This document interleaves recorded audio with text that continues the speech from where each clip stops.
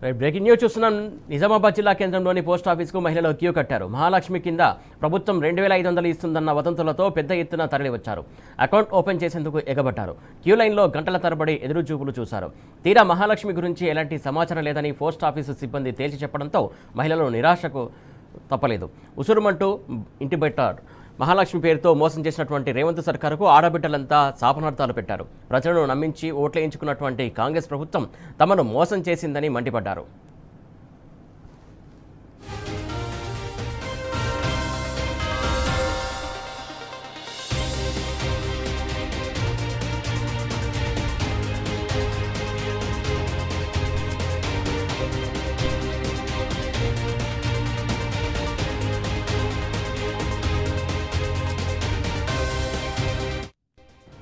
Right, Nizamabad జిల్లాలో మహాలక్ష్మి పథకంకి సంబంధించి 2500 ఇస్తారని చెప్పేసి వదంతులు రావడంతో మహిళలు పెద్ద ఎత్తున పోస్ట్ ఆఫీస్కు క్యూ కట్టారు. ఈ నేపథ్యంలో అక్కడ చివరికి వారికి నిరాశ చెందినట్టు తెలుస్తుంది. దీనికి సంబంధించి తాజా అప్డేట్స్ మా కరెస్పాండెంట్ రవీందర్ అందిస్తారు. రవీందర్, చెప్పండి.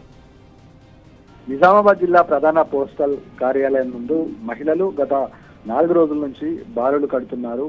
రాష్ట్ర ప్రభుత్వం ఎన్నికల సమయంలో ఇస్తానన్నటువంటి మహిళలకు 2500 రూపాయలను పోస్ట్ ఆఫీస్ ఖాతాలో వేస్తున్నారని ప్రచారంతో పెద్ద ఎత్తున మహిళలు సుదూర ప్రాంతాల నుంచి కేవలం నిజామాబాద్ జిల్లా కేంద్రంలో ఉన్నటువంటి పోస్టల్ కార్యాలయంలో ఖాతా తెరిస్తే ఆ ఖాతా ద్వారా పండగ బోనస్ రాఖీ పండగ వస్తుంది కాబట్టి రేవంత్ రెడ్డి మరో 500 అడిషనల్ గా యాడ్ చేసి 3000 రూపాయలు ఇస్తున్నారనే వదంతితో నిజామాబాద్ జిల్లా కేంద్రంలో ఉన్నటువంటి ప్రధాన కార్యాలయం పోస్ట్ ఆఫీస్ కార్యాలయం ముందు మహిళలు పెద్ద ఎత్తున బారులు తీరారు. ఉదయం 6 గంటల నుంచి క్యూలను నిలబడ్డారు. మరోవైపు నరేంద్ర మోడీ ఇస్తానన్నటువంటి జన్ధన్ ఖాతా నుంచి కూడా డబ్బులు పడతాయనే వదంతులు కూడా వ్యాపించాయి. ఈ నేపథ్యంలో వివిధ ప్రాంతాల నుంచి నిజామాబాద్ జిల్లా పోస్టల్ కార్యాలయానికి మహాలక్ష్మి డబ్బులతో పాటు నరేంద్ర మోదీ గత ఎన్నికల సమయంలో మహిళలకు జన్ధన్ ఖాతాలో డబ్బులు వేస్తారని చెప్పారని, అందుకు అనుగుణంగా పోస్టల్ కార్యాలయంలో ఖాతా తెరిస్తే డబ్బులు పడతాయనే ఆశతో పెద్ద ఎత్తున మహిళలు క్యూ కట్టిన సందర్భం స్పష్టంగా కనబడుతుంది. బారులు తీరినటువంటి మహిళలు ఒకరిపై ఒకరు తోపులాచుకుంటున్నారు. కొంత మేరకు మహిళల మధ్య వాగ్వాదం చోటు చేసుకుంది. ఈ నేపథ్యంలో పోస్టల్ కార్యాలయంలో ప్రాసెస్ ఒక్కొక్క ఖాతా తెరవాలంటే మినిమం 15 నిమిషాల సమయం పడుతుంది.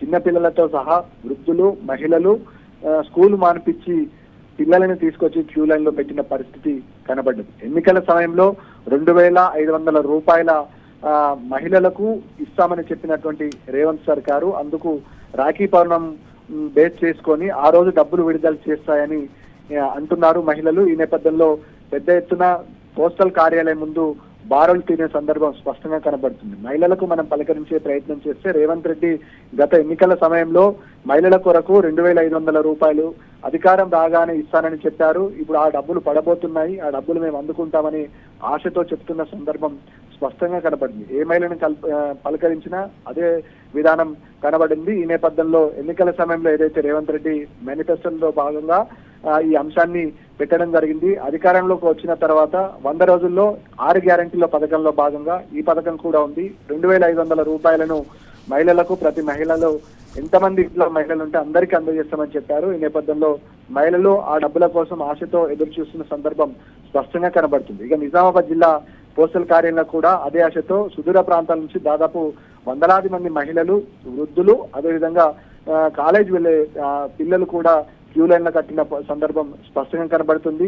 కానీ ఇది వదంతా లేదా అనే అంశం పట్ల మహిళలు నమ్మలేకపోతున్నారు. రేవంత్ రెడ్డి ఇస్తారని అనుకుంటున్నారు. కానీ ఇది పూర్తి స్థాయిలో ప్రభుత్వం తీసుకున్న నిర్ణయం కాదు, వదంతి అని పోస్టల్ కార్యాలయం కానీ ఇటు ఇతరత్ర పోస్టల్ సిబ్బంది కానీ చెప్తున్న సందర్భం స్పష్టంగా ఉంది. ప్రభుత్వం వేసే పరిస్థితి లేదు. అందుకు తగ్గట్టుగా విధి విధానంలో గైడ్ లైన్స్ ఇంకా ఖరారు కాలేదు. 6 గ్యారంటీల పైన ఊసలేదు. కేవలం మహిళలను స్థానిక సంస్థల ఎన్నికల్లో మభ్యపెట్టేందుకు కాంగ్రెస్ నుంచి వచ్చిన వదంతి మాత్రమే ఇది.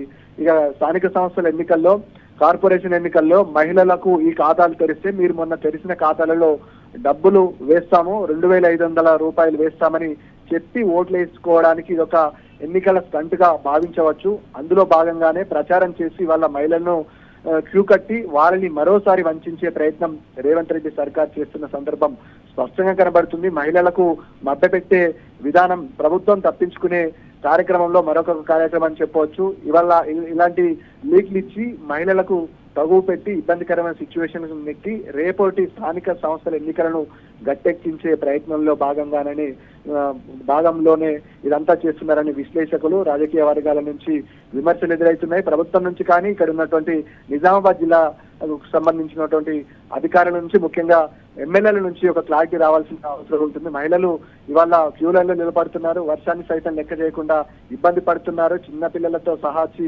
లైన్ లో నిలబడి ఇబ్బంది పడుతున్నారు. వర్షాలు పడుతున్నాయి, వర్షాన్ని సైతం లెక్క చేయకుండా ఇబ్బందులు పడుతున్నారు. కాబట్టి ప్రభుత్వం నుంచి కానీ, జిల్లా యంత్రాంగం నుంచి కానీ, జిల్లా కలెక్టర్ నుంచి కానీ ఒక స్పష్టమైన దీనికి సంబంధించిన ప్రకటన రావాల్సిన అవసరం ఉంటుంది. కానీ ఏ ఒక్కరు కూడా ఈ అంశం పట్ల పట్టించుకోవడం లేదు. పట్టించుకోకపోవడం వల్ల మహిళలు తీవ్ర ఇబ్బందులు ఎదుర్కొంటున్నారు. ప్రభుత్వం నుంచి ఒక ప్రకటన వస్తే తప్ప మహిళలకు ఈ డౌట్ పైన క్లారిటీ వచ్చే అవకాశం లేదని విశ్లేషకులు అంటున్నారు. Okay, thank you Ravinder.